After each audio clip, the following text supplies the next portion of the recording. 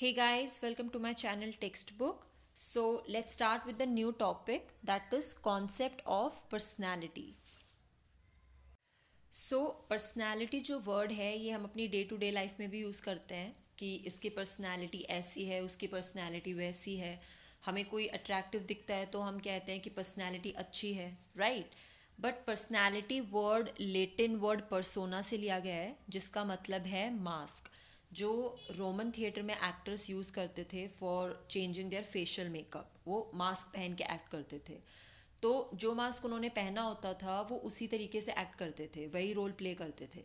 But it doesn't mean कि जो character वो प्ले कर रहे हैं एक्चुअल में भी वही क्वालिटीज़ उनके अंदर हो. ओके. सो नॉर्मली हम लोगों के लिए पर्सनैलिटी क्या होती है?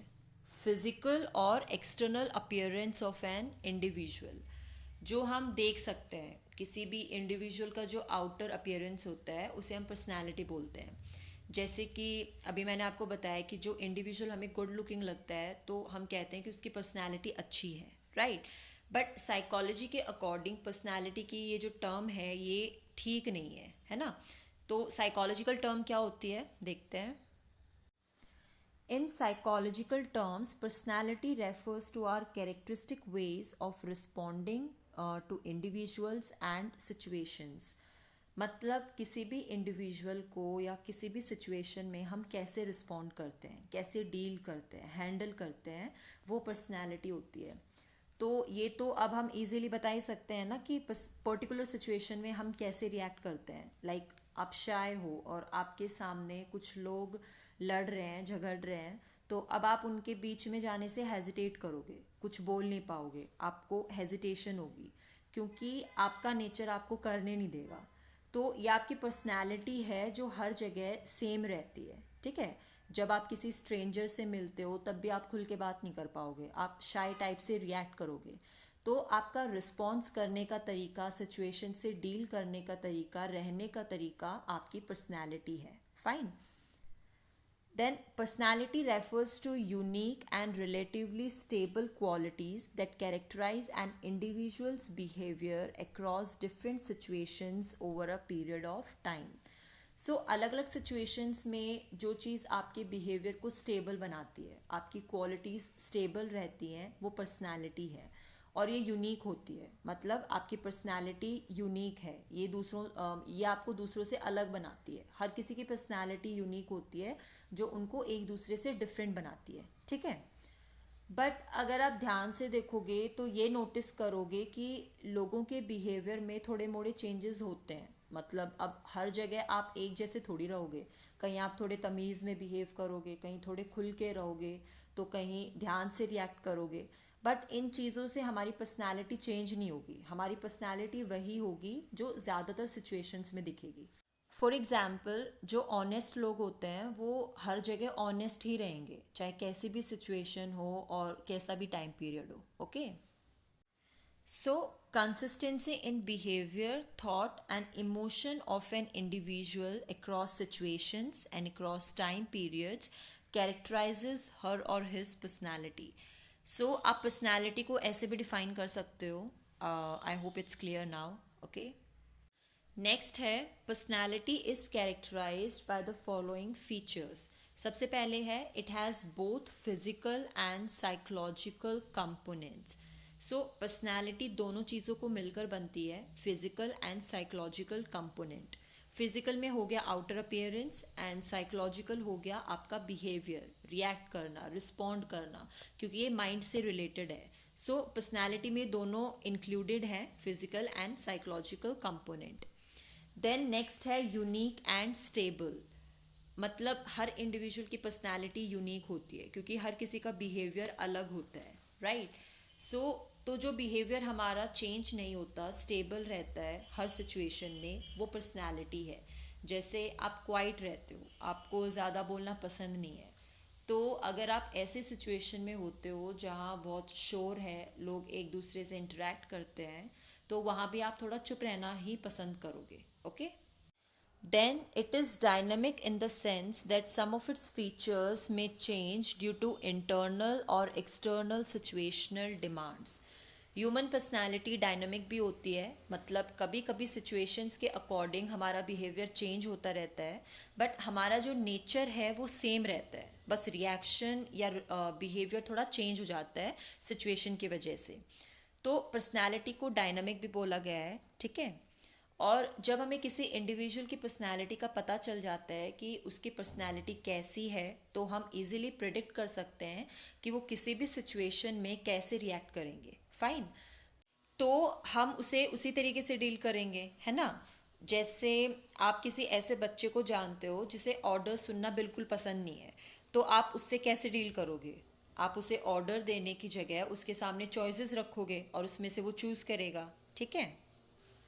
नेक्स्ट है major approaches to the study of personality. Okay, so हर इंडिविजुअल की पर्सनालिटी अलग होती है, नेचर अलग होता है, बट क्यों? एक ही फैमिली में अगर दो बच्चे हैं तो उनकी भी पर्सनालिटी अलग होगी। ऐसा नहीं है कि सिर्फ फिजिकली डिफरेंट होंगे, but they also behave differently in different situations. उनका बिहेवियर भी डिफरेंट होगा। तो ऐसा क्यों है? क्यों कुछ लोगों को एडवेंचरस चीज़ें अच्छी लगती हैं, तो कुछ को रीडिंग पसंद है, कुछ टीवी देखना पसंद करते हैं, तो किसी को कार्ड्स खेलना अच्छा लगता है। और ये डिफरेंसेस स्टेबल हैं थ्रू आउट द लाइफ या फिर सिचुएशन के डिमांड के अकॉर्डिंग है? तो मतलब ऐसे बहुत सारे क्वेश्चंस हैं जो हमारे माइंड में आते हैं, है ना। सो इन बिहेवियरल डिफरेंसेस को या फिर बिहेवियरल कंसिस्टेंसीज को समझने के लिए साइकोलॉजिस्ट ने कुछ अप्रोचेस एंड थ्योरीज दी हैं। ये थ्योरीज ह्यूमन बिहेवियर पे बेस्ड हैं एंड ये हमारी पर्सनालिटी के कुछ एस्पेक्ट्स पे फोकस करती हैं। क्लियर? तो देखते हैं। सो पर्सनालिटी की स्टडी को दो अप्रोचेस में डिवाइड किया है, type approaches and trait approaches. Type approaches में क्या होता है, पर्सनालिटीज़ को अलग अलग टाइप में डिवाइड कर दिया कि एक इस टाइप की पर्सनालिटी होती है, एक इस टाइप की पर्सनालिटी होती है, ठीक है। तो जितनी टाइप की भी पर्सनालिटीज़ हैं वो हम आगे देखेंगे, वो एक दूसरे से अलग अलग होती हैं, अलग अलग टाइप होता है, एक दूसरे से कोई लेना देना नहीं होता है, ठीक है। एंड ट्रेट अप्रोच में क्या होता है, पर्सनालिटी चाहे हर इंडिविजुअल की अलग अलग होती है, बट एक ट्रेट ऐसा होता है जो हर किसी में हर तरीके से नज़र आता है। मतलब एक क्वालिटी होती है, कैरेक्टरिस्टिक या एट्रीब्यूट जो हर किसी में दिखता है, और उसी ट्रेट से हम उसकी पर्सनालिटी जज करते हैं। फॉर एग्ज़ाम्पल, जैसे एक कोई बंदा कम शर्मीला होगा जबकि कोई दूसरा ज़्यादा शर्मीला होगा, एक कम फ्रेंडली होगा जबकि कोई दूसरा ज़्यादा फ्रेंडली होगा। तो शाइनेस एंड फ्रेंडलीनेस जो है ये हमारे ट्रेट्स हैं जो हर इंडिविजुअल में देखने को मिलेंगे, बट उनकी जो डिग्री है वो कम ज़्यादा हो सकती है, राइट, जिससे हमें उसकी पर्सनैलिटी का पता चलता है। Okay, then we have interactional approach. इसमें क्या होता है, इसका ये मानना है कि किसी भी सिचुएशन में हमारा जो कैरेक्टरिस्टिक या क्वालिटी दिखती है वो एक इम्पॉर्टेंट रोल प्ले करती है हमारा बिहेवियर डिसाइड करने में। तो लोगों का बिहेवियर कभी डिपेंडेंट होता है तो कभी इंडिपेंडेंट होता है, बट वो इंटरनल पर्सनालिटी ट्रेट की वजह से नहीं होता, बल्कि वो एक्सटर्नल सिचुएशन की वजह से होता है। चाहे हमें रिवॉर्ड मिले या थ्रेट मिले किसी भी पर्टिकुलर सिचुएशन में, तो उसी की वजह से हम बिहेव करते हैं, ठीक है। मतलब ये बहुत रेयर होता है कि हम एक्सटर्नल सिचुएशन की डिमांड के अकॉर्डिंग बिहेव ना करें। फाइन। सो अब हम डिटेल में पढ़ेंगे सारी अप्रोचेस, ठीक है। सबसे पहले है टाइप अप्रोचेस। जैसे कि अभी हमने पढ़ा था कि अलग अलग टाइप की पर्सनालिटी होती है और वो सारी एक दूसरे से अलग होती है, ठीक है। सो सबसे पहले जो साइकोलॉजिस्ट हैं जिन्होंने पर्सनालिटी को अलग अलग टाइप्स में डिवाइड किया था on the basis of fluid और humour is the Greek physician Hippocrates, ठीक है। उन्होंने लोगों को 4 टाइप्स में क्लासिफाइड किया था, जैसे सैंग्विन, फ्लेगमेटिक, मेलनकॉलिक एंड कॉलरिक। तो चारों में कोई ना कोई स्पेसिफिक बिहेवियरल फीचर्स हैं। जैसे सैंग्विन में active, cheerful and optimistic. Optimistic मतलब पॉजिटिव सोचने वाले लोग होते हैं, ठीक है। इसमें एक्टिव, जो लोग बहुत एक्टिव होते हैं, चीयरफुल होते हैं, जिनकी सोच बहुत पॉजिटिव होते हैं, ऐसे लोग इसमें आते हैं। एंड दूसरा टाइप है फ्लेगमेटिक, इसमें लथार्जिक मतलब कि सुस्त रहने वाले लोग, काम और कूल टाइप के लोग होते हैं, ठीक है, जो ज़्यादातर मतलब रिएक्ट नहीं करते। देन थर्ड है मेलनकॉलिक। इसमें वो लोग आते हैं जो डिप्रेस रहते हैं, सैड रहते हैं, जिनका मुंह मतलब कि लटका ही रहता है, हमेशा मुंह लटका के घूमते हैं। एंड लास्ट है कॉलरिक, जिनका टेम्पर बैड रहता है, बहुत जल्दी गुस्सा आ जाता है, इरिटेट हो जाते हैं, ठीक है। दूसरी टाइप की जो अप्रोच है वो है चरक संहिता। एक फेमस थीसिस है जो आयुर्वेदा से लिया गया है, जो लोगों को डिवाइड करता है 3 कैटेगरीज में, वत, पित्त एंड कफ। इनमें सॉरी इन्हें त्रिदोषा बोलते हैं। एंड तीनों में कोई ना कोई टाइप का टेम्परामेंट है, जिसे हम प्रकृति बोलते हैं, मतलब basic nature of a person. So वत में वो लोग आते हैं जिनमें ये वाले कैरेक्टरिस्टिक होते हैं, जैसे एनर्जेटिक, लाइवली एंड क्रिएटिव। तो जिनका टेम्परामेंट ऐसा होता है उसे हम बोलते हैं कि उसमें वत दोष ज़्यादा है, ठीक है। पित्त में वो लोग आते हैं जो इंटेंस होते हैं, फोकस्ड होते हैं। एंड देन जो लोग पोजेसिव होते हैं, ग्रीडी होते हैं, लेथार्जिक होते हैं, वो कफ दोष में आते हैं। Fine. Then next type approach में पर्सनालिटी को डिवाइड किया है on the basis of 3 gunas. इसमें सत्व, रजस एंड तमस गुण होते हैं। सत्व गुणा में वो लोग आते हैं जो क्लीनलीनेस, ट्रुथफुलनेस, ड्यूटीफुलनेस एंड डिसिप्लिन वाले लोग होते हैं, उनमें सत्व गुणा होता है। रजस गुणा में वो लोग होते हैं जो दूसरों से जलते हैं, लालची होते हैं, उनको बस अपनी नीड्स पूरी करनी होती हैं, ठीक है। Envy for others, desire for sense gratification. Then tamas में angry, depression, laziness, feeling of helplessness वाले लोग होते हैं, ठीक है। तो ये हो गए 3 टाइप की पर्सनालिटी त्रिगुणा के अकॉर्डिंग। और ये 3 गुणास हर इंडिविजुअल में होते हैं, बट डिफरेंट डिग्रीज में होते हैं। जो गुणा ज़्यादा होगा वही पर्टिकुलर टाइप ऑफ बिहेवियर बन जाएगा, ठीक है। Then next type of personality Sheldon ने दी है बॉडी बिल्ड एंड टेम्परामेंट के बेसिस पे। ये 3 टाइप की होती है, endomorphic, mesomorphic and ectomorphic. So endomorphic में वो लोग आते हैं जो फैट, राउंड एंड सॉफ्ट दिखते हैं, एंड उनका टेम्परामेंट रिलैक्स्ड होता है, सोशेबल होते हैं।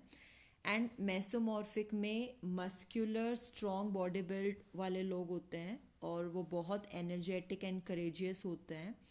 देन एक्टोमॉर्फिक में थिन, लॉन्ग, फ्रेजाइल टाइप की बॉडी होती है और वो आर्टिस्टिक, ब्रेनी एंड इंट्रोवर्ट होते हैं। फाइन।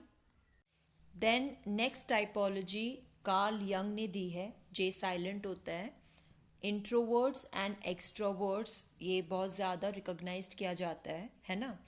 तो ये तो आपको पता ही होगा कि इंट्रोवर्ट कौन होते हैं, जो अकेले रहना पसंद करते हैं, दूसरों को अवॉइड करते हैं, ज़्यादा फ्रेंड्स नहीं होते, शाय होते हैं, ओके।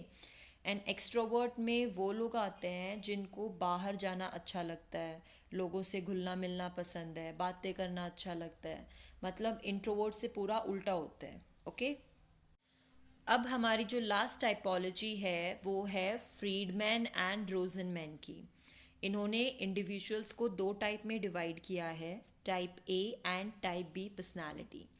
टाइप ए में वो लोग आते हैं जो हमेशा जल्दी में होते हैं, बहुत मोटिवेटेड होते हैं, ठीक है, काम करने के लिए बहुत ज़्यादा मोटिवेटेड होते हैं।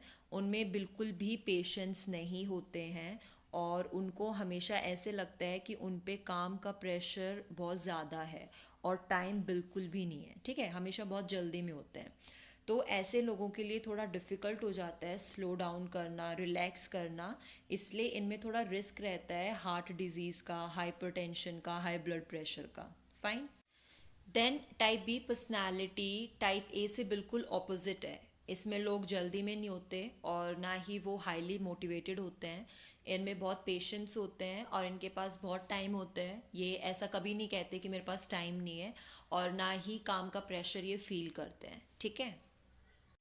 देन मॉरिस ने क्या किया, उन्होंने इसी पर्सनालिटी को थोड़ा और एक्सटेंड कर दिया और बोले कि सिर्फ टाइप ए और टाइप बी ही नहीं है, बल्कि type C and type D personality भी है। ठीक है। टाइप सी में वो लोग होते हैं जिनको कैंसर होने के चांसेस ज़्यादा होते हैं, क्योंकि वो अपने नेगेटिव इमोशंस को दबा लेते हैं, अपने गुस्से को दबा लेते हैं, बाहर नहीं निकालते, और वो अनअसर्टिव, मतलब never say no to anyone.